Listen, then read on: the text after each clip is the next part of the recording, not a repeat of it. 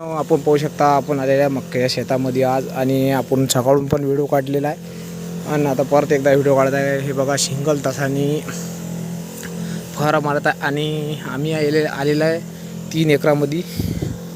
3 एकरामध्ये तिघ आलेले आहे कारण की एकरी 10 पंप हे लागतात मक्याला, कारण की हे शांतीने मारावे लागते आणि 4चं 9चं आणावे लागते।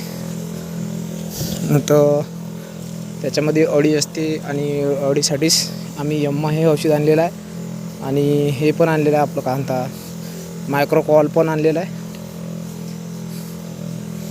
आणि क्वालिटी कशी आहे ते झटका खात नाही, तर मक्का पण असा सुरळीतपणे दिसते। आणि हे बघा अळी अशा प्रमाणे आलेली आहे। अळी पाहू शकता मी अंडी दिलेली आहे तिने आणि त्याचप्रमाणे त्याच्यात फवारा चालू आज।